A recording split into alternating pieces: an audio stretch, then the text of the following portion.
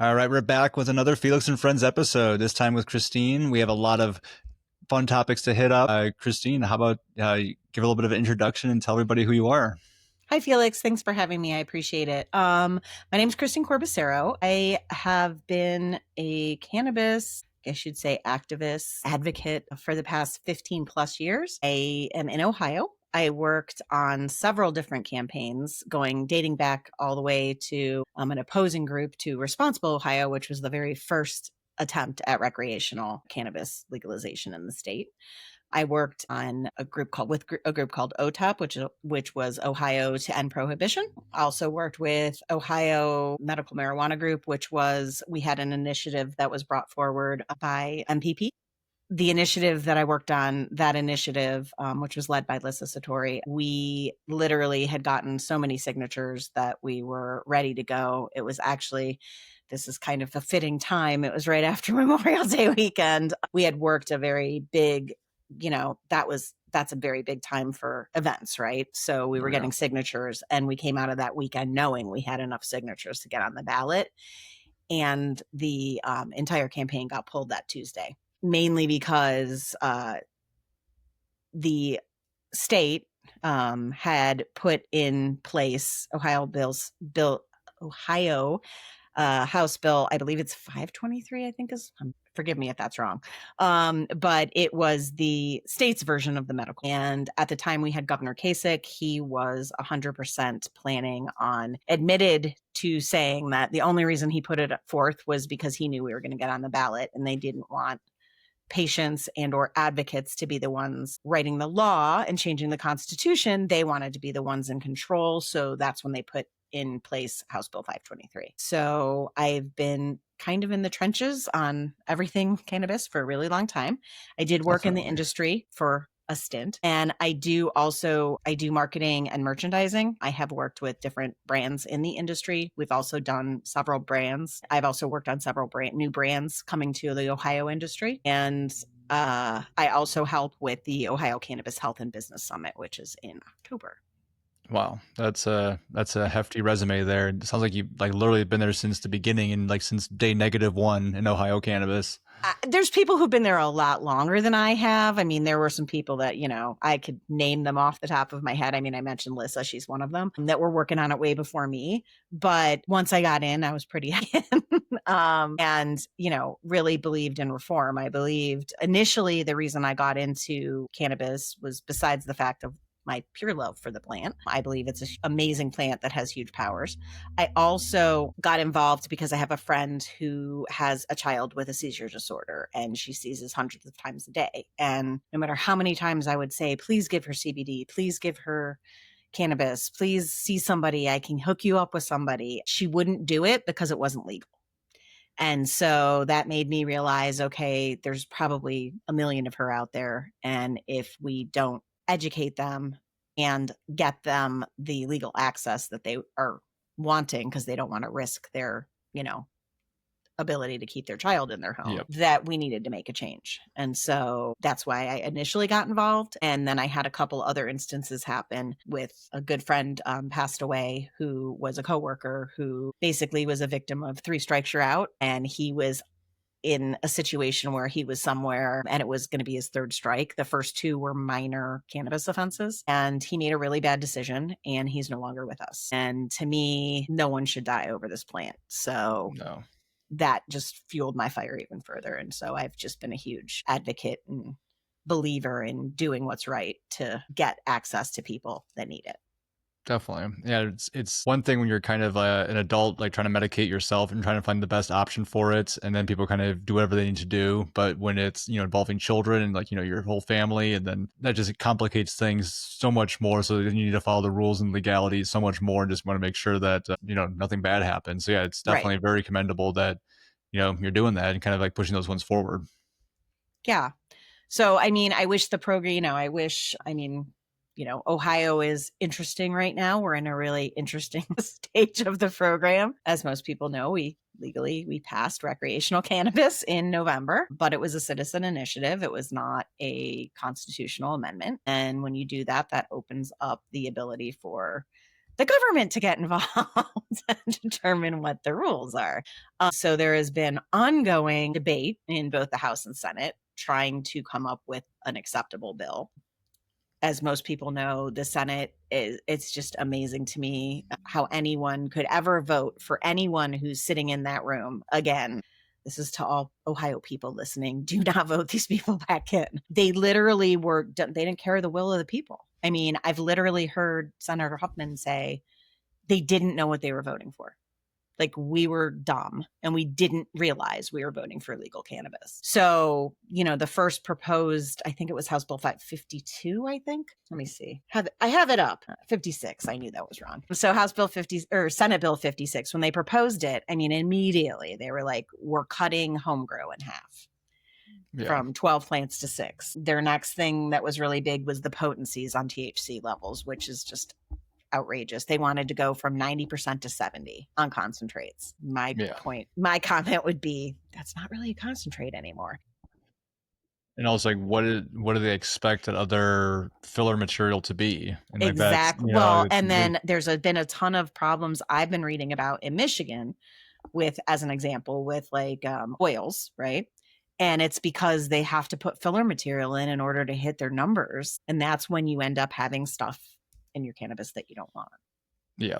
So you get all the PGs and VGs and vitamin E acetate and all those things. Exactly. That's what the big report was. Many years ago when we got rid of it all. And now, like, by laws and stuff like that, you're having to figure out ways to potentially reintroduce them.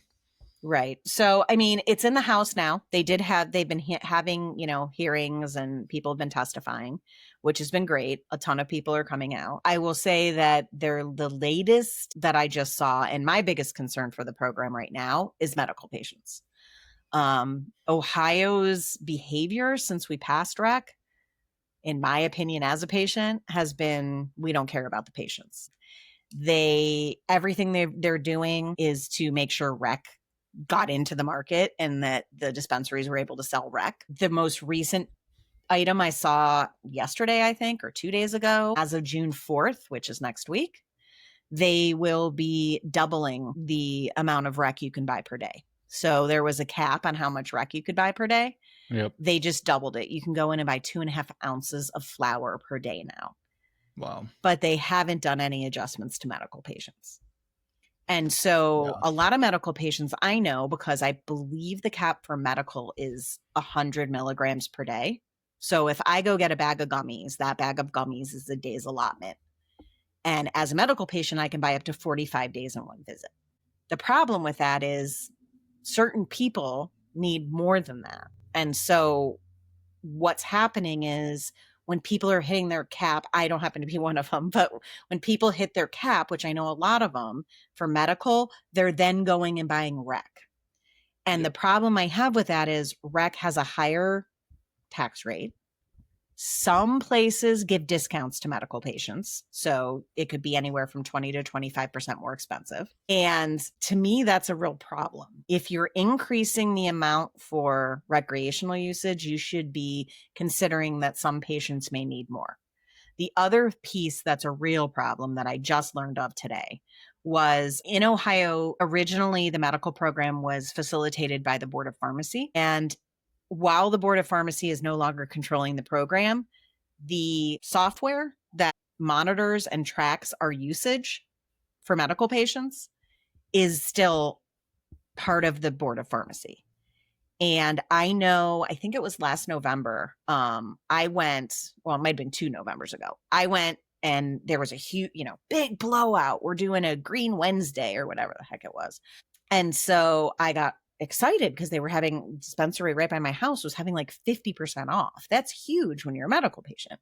Yep. So I went there to stock up and I could only get 5 days because the system had glitched somehow. And there were a series of patients, I don't know what the percentage ended up being, that the system had gotten rid of our days, even though I had literally just rotated and had a receipt and showed them that I had 30 days left. Yeah. And I couldn't buy anything. I could buy 5 days worth, which is 5 bags of gummies. So I complained, I called the board, I, reached out to the cannabis control group, and it took a better part of a week to 10 days to get me back online. And of course, by then I missed every single sale that was available. Oh yeah. I just saw this on LinkedIn today and heard from two different people. One who's actually a reporter, that apparently the system has been glitched and there have been patients who have been unable to buy medical cannabis since February. Oh wow. That's And a they lot. still haven't fixed it. That's crazy. So my question to the state, as well as every processor brand company in the state, is what are you doing for patients? I think they all need to ask themselves, what are you doing for patients? Because we were originally a medical program and patients are what got you to where you're at now. So you shouldn't forget about them. You should fight for them. And, there's just everything with the program has been very rec focused since that passage. And to me, it's all about money. It's all about tax dollars. They get more taxes on rec, so they doubled the amount you could get. Yep. To me, that's not acceptable. And there's also been situations where I know I shop sales a lot. I mean, I know a lot of us do because Ohio cannabis is incredibly expensive compared to Michigan and other places. So when I go, I shop sales, and there have been more than one time where I, as a patient, have gone on a cart set for pickup, and then I show up to pick up, and 3 of my items aren't in my bag because they sold out, because they don't hold them for you. So my situation is, this isn't for me personally, but many medical patients have a real difficulty with transportation and access, and being able to get to a dispensary and place the order and pick it up for a lot of patients is really not an easy endeavor. So to go through that, knowing that you have, a lot of them have limited income. And so you're on a limited income, you show up, you think you're getting a sale, and then half your bag isn't there. You're not protecting your patients. And so I would love to see somebody introduce something along the lines of, while I don't think Ohio is going to approve delivery like a lot of other places have, they should at least offer it for they should offer it for their medical patients. Yep. Especially if they're disabled. Like, there should be a provision that, whether it's a drive-through, which a lot of more and more places are starting to offer, but they should be able to order cannabis to get delivered to their house and know that what they're ordering is what's going to show up, not kind of a crapshoot hoping that the rec market didn't go in and buy up all the discounts. So I think there's a lot of reflection that needs to be done in the program. Yep. I think, the medical patients often get kind of thrown to the wayside once rec happens. You're in Chicago, right? Yes. I mean, did that happen in Chicago? Oh yeah, definitely. There's the expansion of the medical program, very much like halted as soon as like adult use hit. And there's been, attempts to allow, because right now in Illinois, there's only 55 stores statewide that sell medical product. Those are like only the original ones, and then the rest of the ones are all adult use, and they can't sell medical products because they have to do it at the higher tax rate. And so there was provisions that have been thwarted, that it was going to allow like all shops to have like medical, basically. So I think that's what they did here. And I could be misspeaking, but in the beginning, they were supposed to be 2 different licenses. And when they rolled out the rec program, everyone in Ohio that had a medical license had to go get a rec license for dispensaries, for grows, for processors, for everybody. Then I thought I remembered seeing that they were proposing that everybody across the board has to be both medical and rec. Makes sense, especially when there's like the same product, coming from the same producers. And, as a medical patient, in Ohio, what they did was, right now, at least, they have the same percentages. The initial bill did not, but right now they're just basically, and that was my question all along was, typically in a program, if you have rec and medical has 1 metric tag on it and recreational has a different metric tag on it, especially if there's different percentage requirements or pesticide requirements or whatever else. I believe they've kind of streamlined it. I'm sure that was a push from producers to try to make life easier.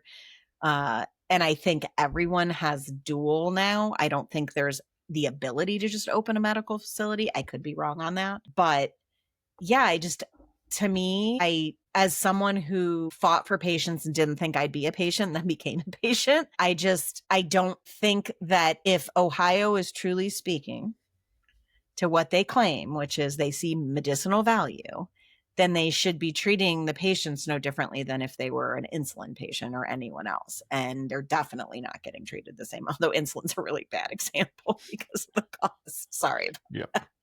But yeah, so I mean, I'm hoping to see things change. We have had a ton of new brands come into the state. They're not new. I shouldn't say new brands. They're new brands to Ohio. So, Yep.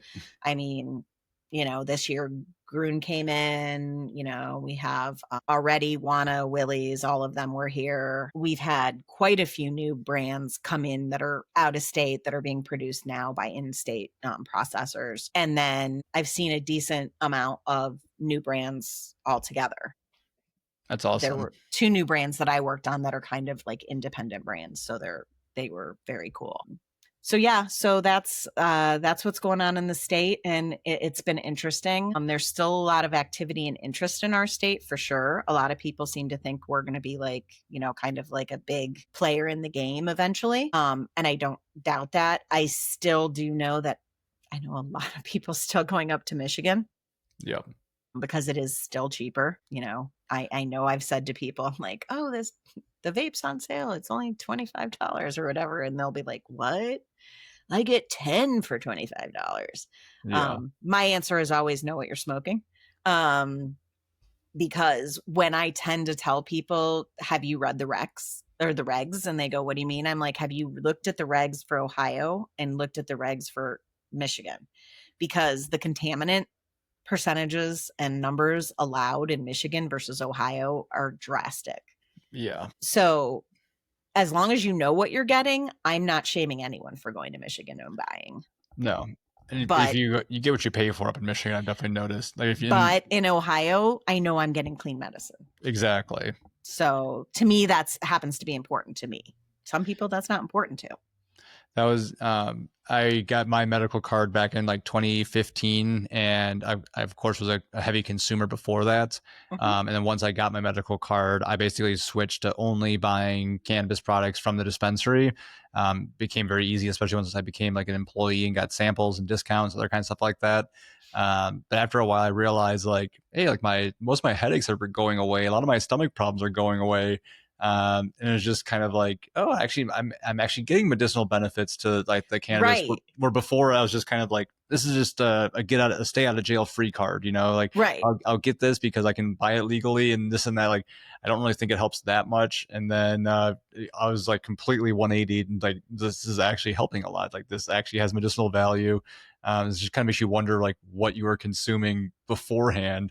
It's just like, oh man, there's probably pesticides and heavy metals. Exactly. And, yeah. Exactly. And then, the other biggest issue for me in the current, what we passed versus what they're looking at is their allocation of funds. A large percentage from the original bill was supposed to go for equity, for social equity, which is a real problem in Ohio. Yeah. If you look at the players in the game right now, there are not a lot of minorities. There are women, but not a ton of women owners. No. And that was going to level the playing field. Now, look, I understand where we are in our political climate across the country with diversity, equity, inclusion. So it doesn't surprise me that they're trying to gut the equity piece of it, but I think it's not acceptable. I think there are, so many people. I mean, Athens, Ohio is known for their cannabis. People have been growing cannabis there for years and years and years and years. And a lot of them have been to jail and a lot of them have served time. Yep. So I have a real problem with the fact that any business allows people to come in and make all this money off of something that other people were in prison for. Yep. Like they were in prison, but you're making millions on it and you're not going to give them a seat at the table. Like they can't even get a job. So, or that they're still in prison. Right. Yeah. Or like you get out and you have a felony and now you that has to do with drugs. You can't be hired. So it's like, now I think there were some changes to that and it might've been misdemeanors, but or certain level felonies. But to me, it's not acceptable. If my friend died because of this, then the people who were most affected by it should have some sort of access to the program. whether that's to work in the program, whether that's to start their own businesses. And I can tell you they've completely gutted it, because I know people who were relying on that to open some, like, to go after new licenses. And now they're just deciding they're not even going to do it, because of the fact that they're pretty much trying to gut that out of the program altogether. So that's a real problem. One of the things I'll say is there'll be, like I said, I mentioned in the beginning, there's a show in October. It's called the Ohio Cannabis Health and Business Summit. It's run by Lenny Berry, who I always say is like the best guy in the business in Ohio. And he had made a real effort. He saw and heard from people in the program, and just in the industry in the beginning, 5 years ago, 6 years ago, that shows were either not educating people, or they were, self-promotion, or it was a bunch of people just showing up to get free swag. And there wasn't really any value being given at a lot of the shows. And so he was like, okay, I want to make sure I put a show together that has value. And so the speaker lineup that he puts together is amazing. There's everything from talks about home grow and how you can get your home grow set up to, panels of CEOs of current companies that are in the game. He also has had things like psychedelics panels. They've had mushroom panels. And so he really has a great broad spectrum of guest speakers that they bring in that is really impactful in the state. Last year, this show was very successful to the point where I believe it was CannaCon. Somebody ran a show at the same time as us, and we ended up getting a lot of their exhibitors because nobody was at that show because they were all at CHBS. And so a lot of them have already signed up for this year. Nice. So it's always a good indicator. He also expanded the size of the show this year. So we have more, there's more opportunity. And then, of course, the biggest thing he does is on the show is Friday and Saturday, October 3rd and 4th at the IX Center in Cleveland. And then he also has on Friday event that's called the Green Tie Affair, which is basically a networking event for cannabis networking. Nice. And it's at the Rock and Roll Hall of Fame. He buys out the Rock and Roll Hall of Fame. That's really cool. So the neatest thing last year, I've been to it the past 2 years, and last year the neatest thing was as somebody who's been working on this for 14 years, 15 years, I sat outside and smoked 3 joints in front of the Rock and Roll Hall of Fame and didn't get busted and was totally cool. And with 200 other people doing the same thing. That's nice. And it was just it was the culmination of like all the work all the people I knew had done. And it was great. It was a great feeling to be able to do that in your home state. He had about 800 people at that event. And it also was great because they had I don't know if you've ever been to the Rock and Roll Hall of Fame. No. They have this area called the Garage Band where they have instruments and studios. And you'd walk by on that floor and there was you'd look in and there would be 5 people from 5 different grows or from 5 different dispensaries, and they were all jamming and making their own songs or whatever. Right. And it was a really great positive feeling is I guess what I would say. And the one thing I'll say is the one thing I've heard a lot in the past year is that people aren't loving the shows, but they're getting a lot out of the networking outside of the shows. Yep. I would say that OCHBS and Green Tie Affair, they do a great mix. So you kind of at the show, you're talking to people and you're getting to know people. And then when you go to the Green Tie Affair, you're able to actually network and just talk in a casual, no pressure kind of way. It's also a great show. It's probably one of the best mixes I've ever had. Right. As someone who, I work for a marketing company and we exhibited the past 2 years. I mean, I got leads at the show. It was a good show. I came out of the show with opportunities, but I also got to see patients. I mean, we had a ton of patients come in and, while I'm a marketing company, because I am a patient, if they said, oh, do you know a good dispensary? I'll be like, yeah, go over here and talk to these people, or where do you live? Or, so it's just a very good, I want to call it a community event is the best way I could say it. And more people are hearing about it and coming in from out of state, which is really nice. Nice. Yeah, that's always a good sign too. And it's not just the local people, but they're traveling across the state to get there and then across the country to get there as well. And how you mentioned earlier, where new brands like are coming into Ohio, it just becomes much more of like a nationwide industry versus just like a little siloed by state lines. Right. Yeah, for sure. Like I know Belushi just came in. Yep. Belushi Farms just launched, I think last week. He was in town doing the little Ohio tour to, promote their products. I think they partnered with Bloom. So he just came. Like I said, I mentioned Gruen earlier. I know Miss Grass just came to the state. So, I mean, there are quite a few people looking to come into the state, which is, I guess, a sign of success for the state. Oh I yeah. just hope that the medical patients don't get left behind. But from what I'm hearing from you, it sounds like that's kind of the norm. Seems like it's a norm. And then just like even people that I've had friends that have been medical patients forever, they've also been like, yeah, I don't even have my medical card anymore. It's like, what? Why not? And it's just like, well, either I go to Michigan or I go here or I do purchase or I grow at home still. And so like, I don't even need it anymore. It's like, well, that card helps you to legally grow at home, first of all, but then also just kind of just the whole like mentality of just being, oh, we don't need it anymore. We have recreational. And it's just like, So no. that's interesting. So in Ohio, you don't need a medical card to grow at home. You can just grow at home. You don't Yeah, have to have, that'd you be don't have to be a nice. medical patient. And right now, I believe the House, and I'm blanking on, look at me, I'm going to look at my cheat sheet here. House is doing House Bill 160. Yep. And House Bill 160 is a little bit more friendly to what we passed than the Senate bill is, but it's still not perfect, but it's better. And there are some representatives that are standing up and saying, no, this is what the people voted for. We need to honor what the people vote for. Yep. And Which it's not that scary. Excuse me. It's okay. Definitely not as scary as people like make it out to seem, like 12 plants.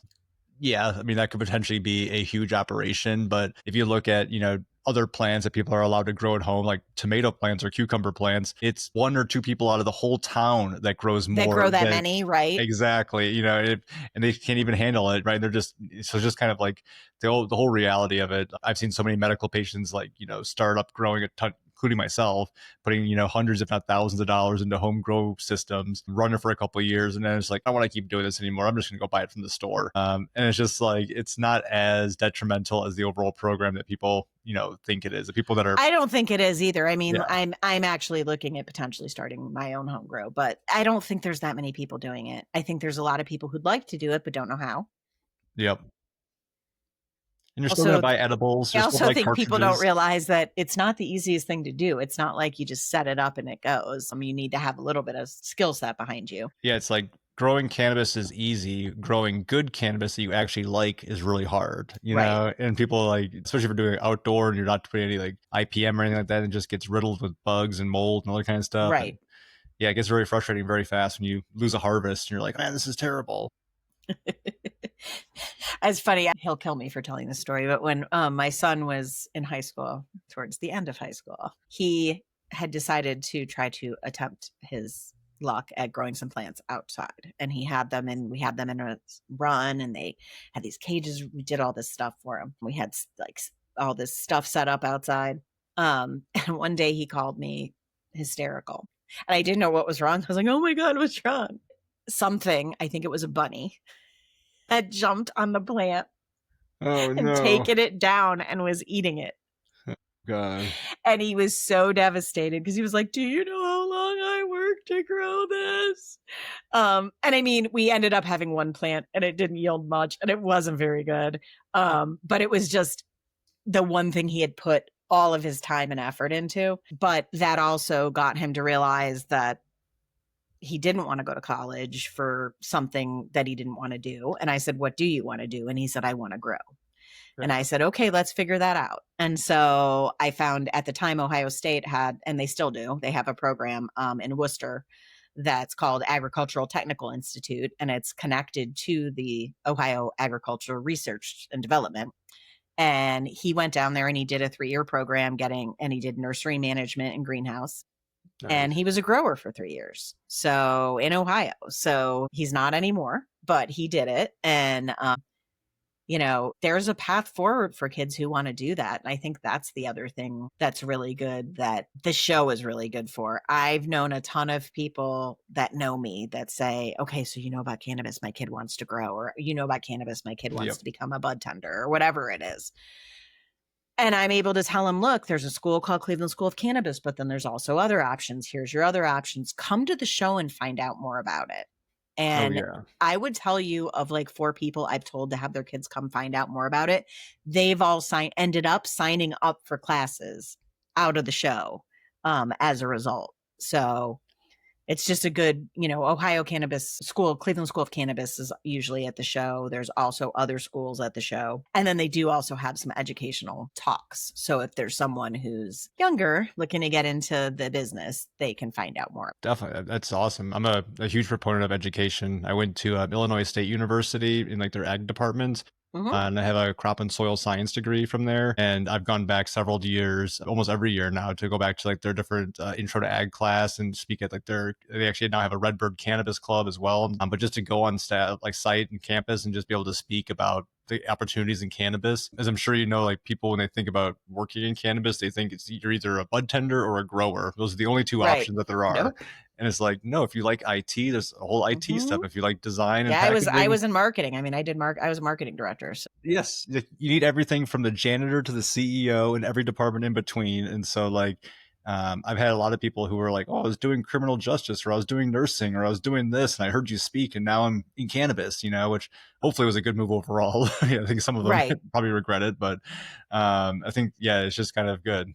I'm curious because you made the comment about a degree. And so I'm just curious because I know my experience in Ohio, specifically in, I would say, grows, like where they're actually growing, processing, doing that part of it. Have you noticed in Illinois or anywhere else that your degree has actually gotten you further? Because in Ohio, Cleveland School of Cannabis was the only education when we first launched. And those people seem to get jobs in the industry. But it seems to me that higher education from different, more classically, I don't want to say they're more reputable, but classically reputable, places like Ohio State, like Hawking College, like stuff like that, that it doesn't carry the credentials that it would in normal business America. Yeah, especially like on the grow side, if you're growing, the grow facilities are basically just big manufacturing plants. And if you got to think of it from a manufacturing standpoint versus like a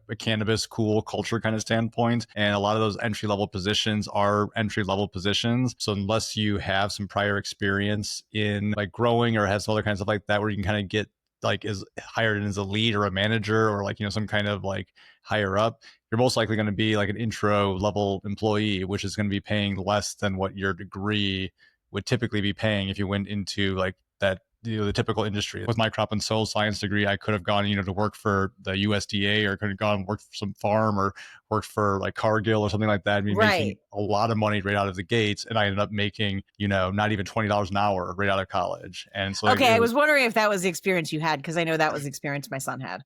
it was definitely very helpful, I will say, to have like the education, like knowing, like being at the grow facility, and like I used my education every single day that was there, and it helped me kind of like further my career and stuff like that. But yeah, it was But I also think definitely it has a huge impact on the grow.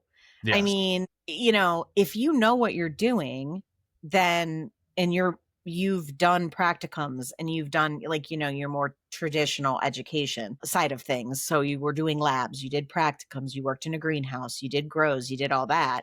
Yep. I feel like there's value in that. Yeah, I mean, there's when I like do facility tours now, I can tell immediately what the quality is going to be like within the first, just walking into the first entryway. How they're treating me with like their IPM. Is there a foot mat where I have to clean my thing? Do I have to put on like scrubs? Do I have to wash my hands?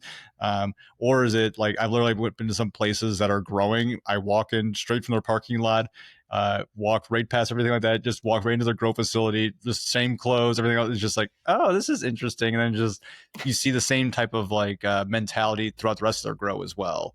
Oh Um, wow, I've never had that experience, but I've only been in a limited number of grows. But it does vary in Ohio as well. I know one place where literally you have to every room you go in, you have to go into the locker room and you have to wash down and you have to change and then go into the next room so that there's no spread. But then I've also been in grows where yes, I'm in a Tyvek suit. Yes, I've got my hair covered and my shoes covered, but I'm just standing on a mat and then I'm walking in with the same stuff that I had on in the last room.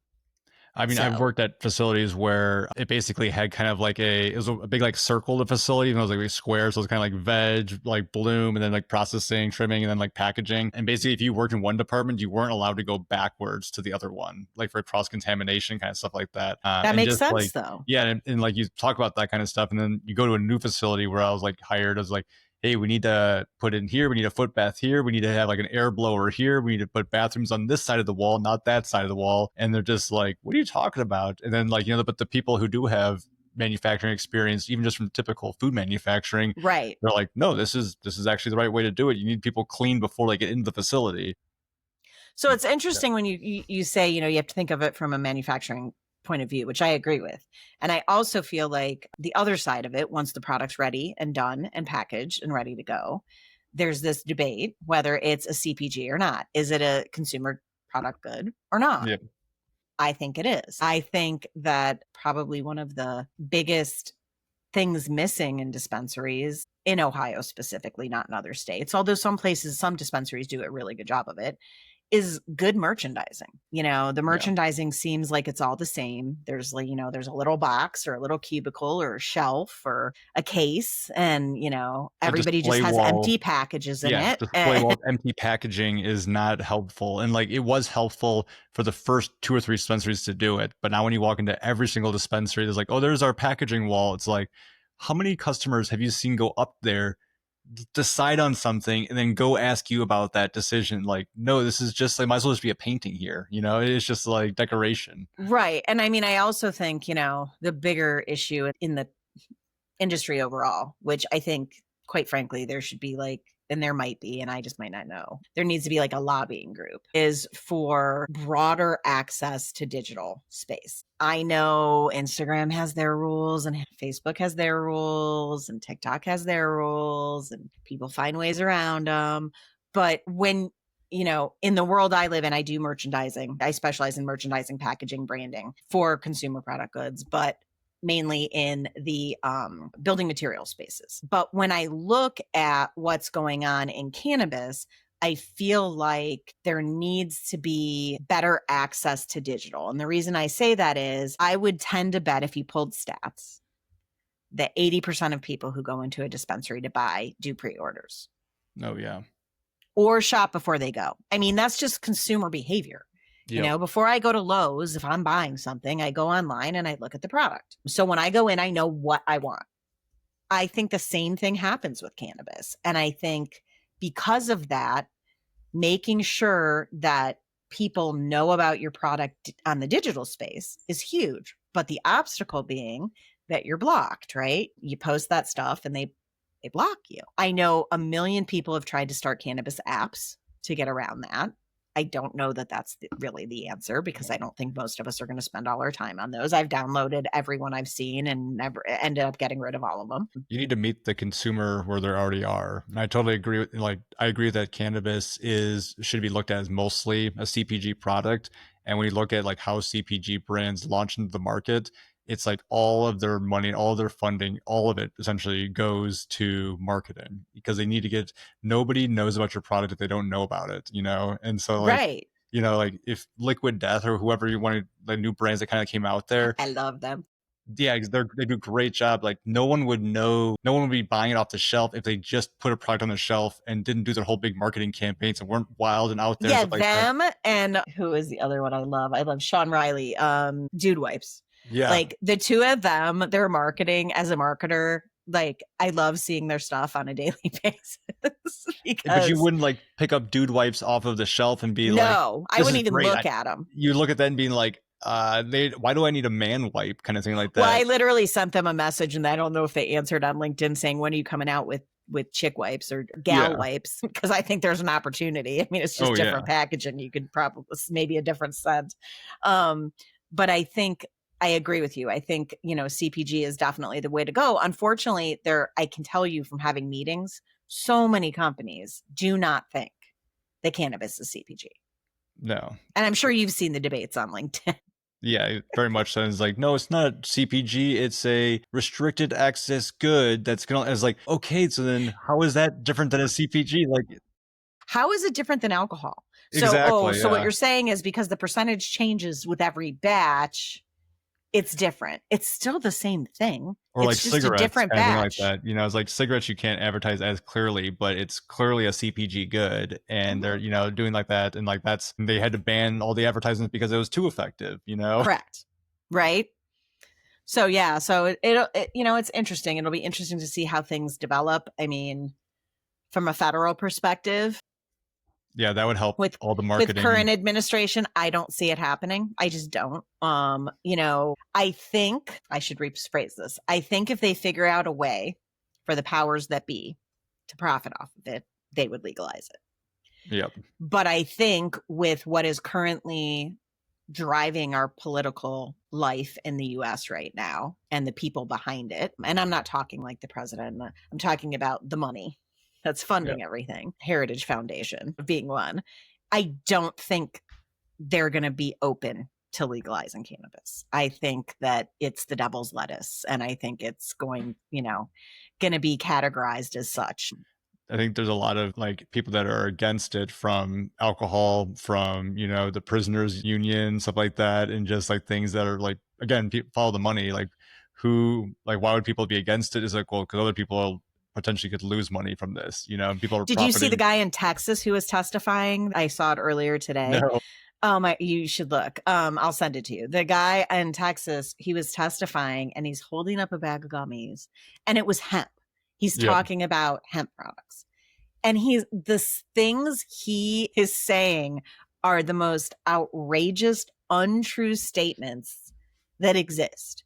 He's talking about some kid, some 22-year-old took a bunch of the gummies, and then something about he walked in front of a train and it was because of the gummies, and just the absolute reefer madness that's going Yeah. on in this country right now, specifically against hemp, I will say, is really disheartening to me, because while I happen to be more of a THC consumer, a traditional cannabis consumer, I think there is a ton of value in hemp products. I think for people who can't afford to go to dispensaries, I think that there are acceptable hemp alternatives. And I think while I think that the market needs to be better regulated, Yep. because I think they do need to test, which they do because they have COAs, but I think they need to follow a little bit more strict guidelines. And I think that could be done without making it equal to what cannabis is doing. I think the cannabis industry is also not some of the cannabis industry is not playing well in the sandbox with the hemp Oh producers. no, they see it as like their number one enemy. But you know what? If you look at the successful brands, They're doing both. who I'm trying to think who I've recently seen, Wana, Can Wild, Yeah, Wild. This year, um, the whole GTI has done their whole 1904, Oh yeah. they're all coming out with hemp brands that they're marketing on social media. So if I you mean, think it's going to about it, be that's the way. actually a really good way to market your cannabis brand legally on the social sites, Oh yeah. um, and still get the brand equity you need for your cannabis brand. Yeah, and also to get your like beverages and like your pre-rolls into all the liquor stores across the country and all the gas stations, and then you build That's that a brand whole other equity. thing I'm very confused by is in Ohio. Today I saw a post of somebody posting about the cannabis beverage being sold in this liquor store. I thought I had heard we weren't allowed to do that in the state. In fact, part of this bill that's being produced is to make it illegal for any hemp products to be purchased anywhere other than a dispensary, Yeah. which would essentially put every hemp company in the state of Ohio out of business. Yeah. Yeah, it's And very to slippery me, slope. that's ridiculous. And, I think we can both guess who's the driving force behind that as well. Yeah. I see like in the future a big like bifurcation within the cannabis industry. I think a lot of it will be outdoor. If you just like a traditional like agriculture, they're not Mhm. growing under greenhouses. Everything's just grown outdoors in row crops, harvested with tractors. And I think that there'll be a huge, huge distillate and possibly live resin, but huge distillate market that's just, a bunch of hemp plants or whatever you want to call them, just out in the field, being harvested with oil, blasted, turned into oil, and just turned into vape carts and edibles that will just be everywhere. That's going to Mm-hmm. be like the next, like, oil and flour and, sugar is just going to be like THC distillate. It's going to be another commodity essentially. Well, and that's the thing is they legal, when they put the hemp program into the state of Ohio, I actually looked at potentially starting a hemp farm. And I have to say, like, it's easier to grow. You do grow it outside, right? And it's easier. I don't, if they were to pass where it can only be sold in dispensaries, my next question to the state house would be, then how are you going to regulate that? Because then that means every regulation that the current cannabis players have is going to be applied to hemp. And I just don't see them putting out any hemp products. I think they'll just say No. And there's probably it's just basically a way to get rid of anybody selling hemp outside. Yeah, because it's probably also like in Illinois, dispensaries can only buy product from the licensed producers in the state, and so like if so, then if technically you can sell hemp products in dispensaries, but if dispensaries aren't allowed to buy the hemp product in, then it makes it like by So what are you going to, you're that was outlawing my it by first law. question. My first Yeah, question was, so you can't grow the hemp in the same room or the same building. Really, you shouldn't, as the cannabis. So are they going to have to open like hemp factories where they're doing that? And then to me, like, it's not the most efficient way to grow hemp. And that's going to make the price just as expensive as cannabis. And then basically you've gotten rid of something where people who can't afford the higher prices of cannabis products, like they just don't have anything. What's going to happen is they're going to buy online. And I know there are some states that don't let you like import it in, like you can't buy online and send it yep, to you. And so I don't know. I have to look into the law more. That might be what happens. Like the people in Ohio might not even be able to buy online and have sent to them, which yeah. is really not a good thing. No, and to our earlier point, where a lot of like the large producers are also now producing hemp, is like they don't want that. They want their hemp products to be sold nationwide. Well, and that's the thing, right? When I actually owned a CBD store for a period of time, a hemp store for when the Farm Bill first passed. And I bought a lot of my product from other states. Oh Like I yeah, was buying my hemp flower from other states. As long as I had a COA and I tested it and then I checked it out and it was good, I would bring the product in. It was actually, I thought that was like the first, like, I was like, oh, this is the beginning. The cannabis industry is going to go this way and it's going to be interstate commerce. It's going to be awesome. We're going to have a national, nope. and no, that didn't happen. There was a group here in Illinois that it was like a craft grow, and then there was like a 2 year plus litigation period where all like they weren't allowed to do anything. And just this is what I use as like the point to kind of reiterate how same cannabis and hemp are. It's just a man-made designation of like THC percentages. Uh-huh. They grew in their they had a whole big facility that they were planning on growing like licensed THC dispensary weed, but they Okay. weren't allowed to do weren't allowed to plant those seeds in their facility by, Department of Agriculture. So they're like, all right, well, we'll just grow hemp in here instead. And so what they did was they went and they found pheno-tested all these different ones. They've been growing for 2 or 3 years.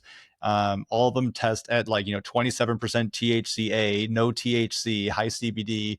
And they're like, yeah, so we spent the past 2 years actually pheno hunting, and we know exactly. So once we do get our license, we can just switch and grow the exact same plants that we're currently growing, and they'll just be legal plants, except for it'll just be more expensive for us since we can't write off any taxes. It, Right. it was just like there was like after all this time, like we're making really good money with all of our hemp products, and like we almost don't want to utilize our license that we won because it's gonna make me more expensive. We're gonna have more oversight. We're gonna have to do all these inspections. It's just like, what's the Wasn't there point of it? supposed to be a reclassification happening? I know that was under Biden, but wasn't there supposed to be a reclassification? Is it just dead in the water at this point? I'm not sure. Yeah, I know there was something with like the farm bill that they're going to like update something, but Well, I've I never heard mean, anything. they were gonna, in regards to THC, they were gonna reclassify. They were gonna take it from a 3 to a 2, which would have opened up medical testing, which is huge in my Oh opinion. yeah, And then they were also going to, I can't remember the number because I don't do taxes, but the 280E. yeah, 280E. That was going to allow them to write things off. But then there was the putting on my conspiracy theory hat. Like if a Schedule 2 pharmaceutical product can only be produced and sold out of a licensed, like FDA, USDA certified facility. And so by classifying it from 3, which doesn't have any of those because it just has no use, down to 2, then in theory they could have made that all cannabis production facilities are operating illegally and like not up to standards, and so they wouldn't be able to sell out of those current facilities because they weren't, GMP certified or whatever they want to call it. And like it's just gonna be way too expensive to retrofit facilities after that. And so it basically by law, like criminalize it by law, legalizing it. So there's a lot That's of people that insane. was, yeah, a lot of people were like, we don't need to reschedule it, we need to deschedule it, just remove it, just like alcohol or tobacco. I Yeah, agree. I mean, I'm a big proponent of, I'm personally believe you shouldn't tell me what I can do, what I can put in my body. I don't yep. stay out of my house, stay out And of my we already have a bedroom. framework for this. Just look at alcohol, Yeah. Well, and that's the thing is, you see these people like this guy in Texas today speaking about hemp, and it's like, how about alcohol? Like, Yeah. why is alcohol okay with all you guys? It does way more damage to a person's body. Yeah, it's like, have any of you guys here ever had a crazy night out on cannabis? Mostly no. Have any of you guys ever had a crazy night out on alcohol? Pretty much every one of those, Right. representatives and senators probably would be like, yeah, probably. Yeah. And how do you feel the next day? Exactly. I mean, alcohol is a neurotoxin. That's a fact of life. Yep. So cannabis isn't.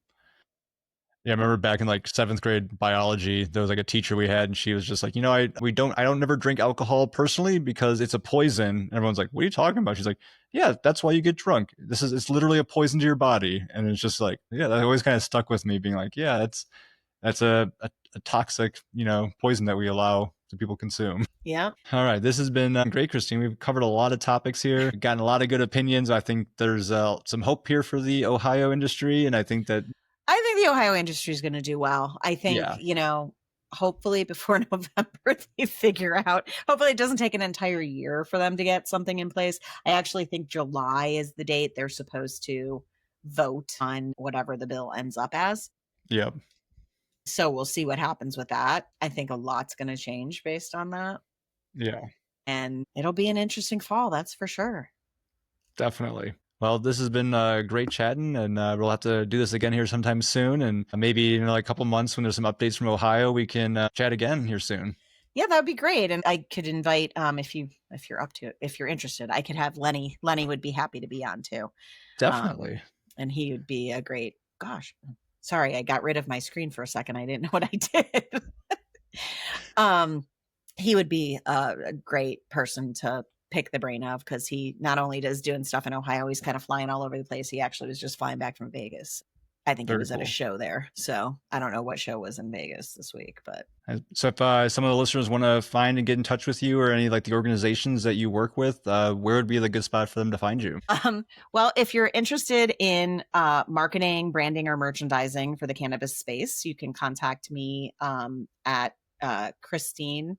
Actually, I'm at a company called Adcom. So it's C Corbissero at our division is sparkyourbrand.net, and you can contact us there. If you are looking or interested in the OCHBS show, which is the Ohio Cannabis Health and Business Summit being held October 3rd and 4th, you can get more information at www.ochbs.com.